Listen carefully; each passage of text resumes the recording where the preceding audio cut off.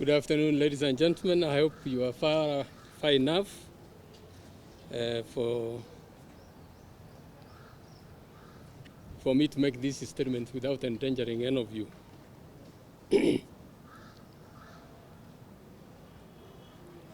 I'm making a statement in my capacity as the Chief Justice and the Chairman of the National Council on Administration of Justice.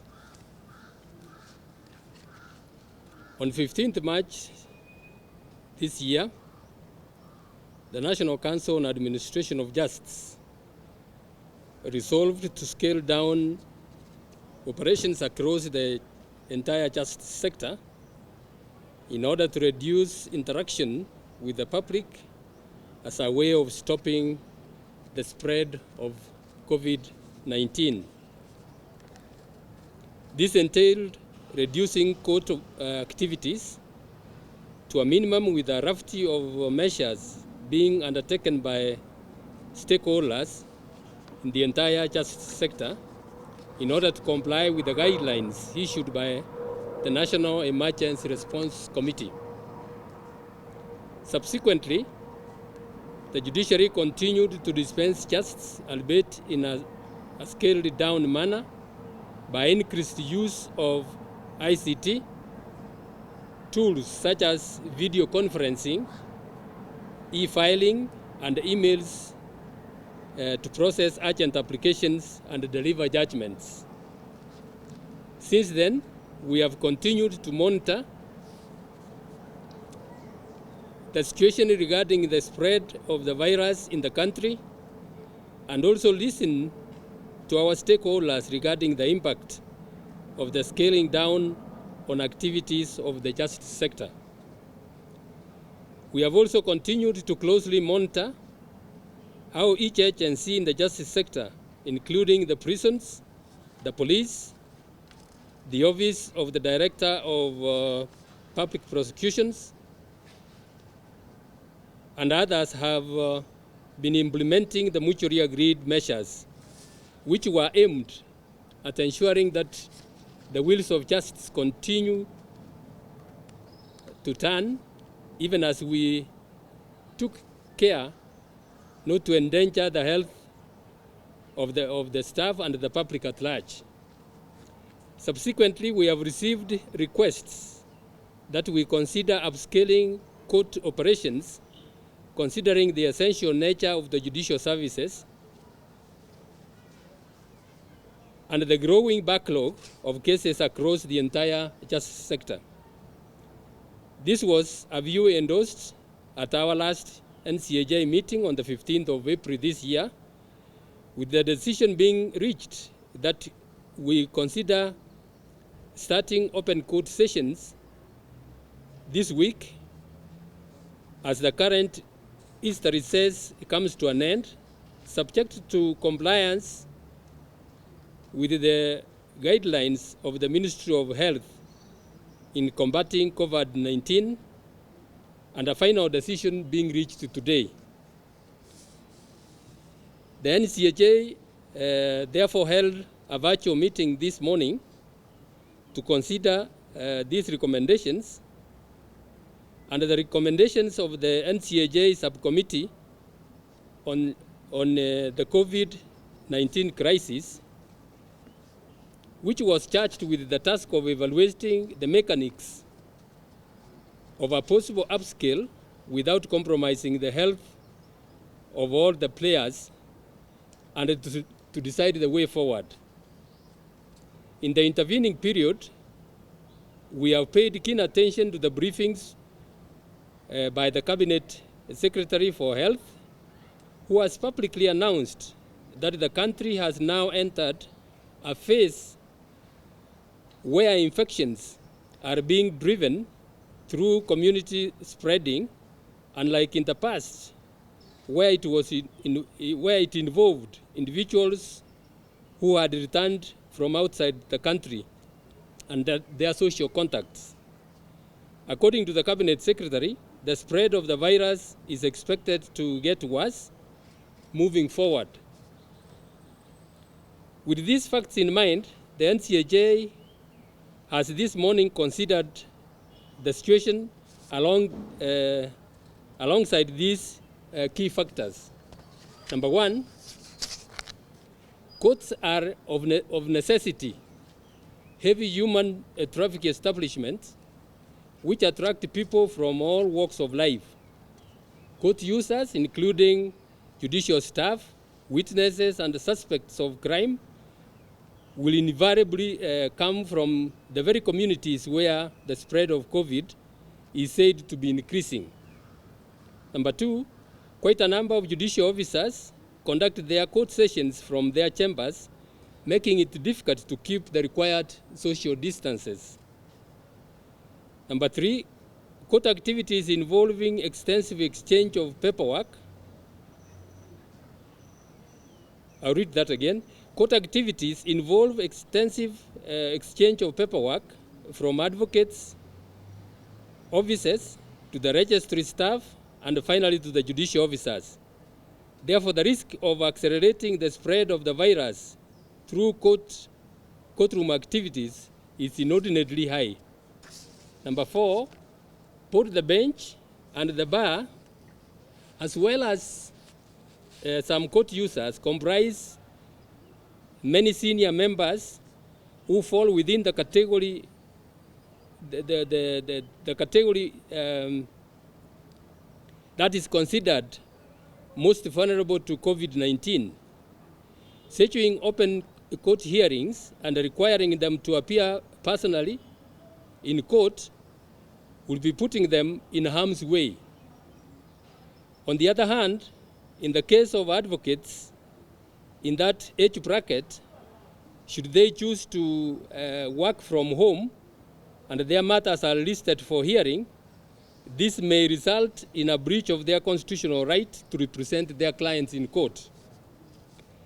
Taking all these factors into account, we have come to the conclusion that while it is prudent to upscale court activities, it will not be wise to have open court sessions at this time. We must, however, emphasize that this does not mean that the courts have closed down, as some are wanting to claim. Court operations have never and will never be closed. What this means is that the proceedings can only be conducted remotely through increased use of technology, since allowing courtroom interactions would be inimical to the interests of Kenyans, as it would greatly endanger public safety. Consultations with the Ministry of Health will continue and will keep reviewing the situation. The following key services are currently being offered and shall continue to be offered across the country. Plea taking and urgent criminal cases. Suspects in serious criminal cases shall continue to be presented to court for plea taking. On the other hand, police shall continue to release minor offenders on bond or bail, failing which they must take them to court within 24 hours. Except in exceptional circumstances, all pleadings are being filed and served electronically. This shall remain the case for the time being. Presiding judges and heads of court stations are requested to meet with their stakeholders to determine which matters can be heard and determined remotely. In that regard, they shall also review their cases with a view to developing and issuing course lists for remote hearing to begin from next week. All other matters, including delivery of judgments, shall be handled through video conferencing or via email. We urge all players in the justice sector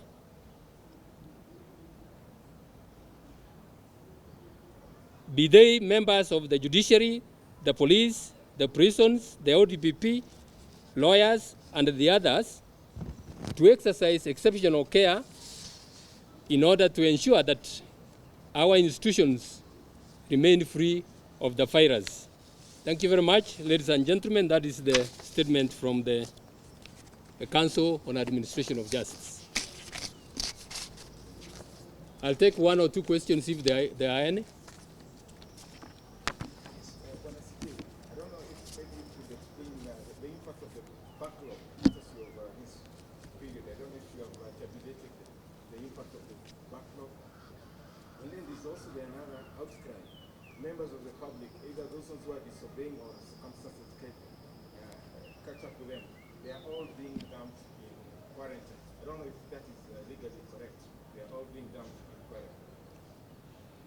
I can only respond to the one of the case backlog. During this 1 month, we have put off literally all the cases requiring court appearance. And we know that's building the backlog, but there's really nothing we can do in the circumstances. What we are doing is we are concentrating on those cases which do not require court attendance of witnesses, such as applications and appeals, so that we get them out of the way. Come the time we are able to resume, then we concentrate on the ones that we have put aside. Thank you. Any other?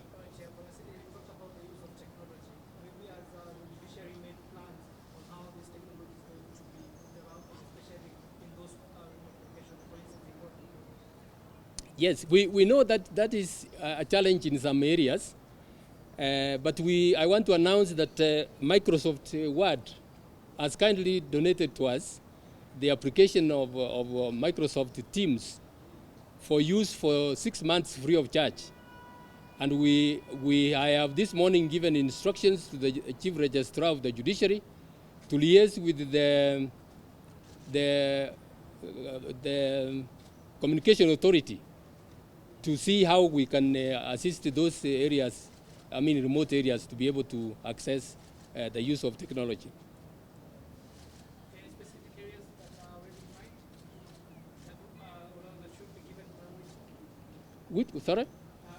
Specific areas that should be given priority in this environment.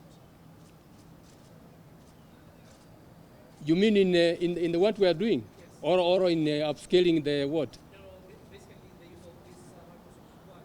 Mm. There are specific areas that you already have in mind that should be given priority. There's no particular area being given priority. We are working across the board, and the judges are there.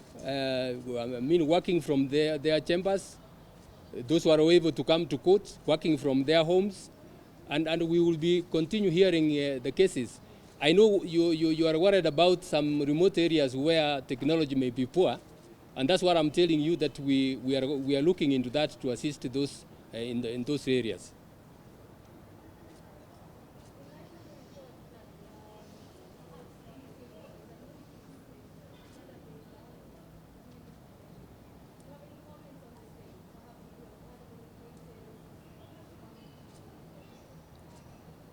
No, we gave that in our previous report about the upsurge in, especially in environment cases, unfortunately involving children being defiled by those people they are living with.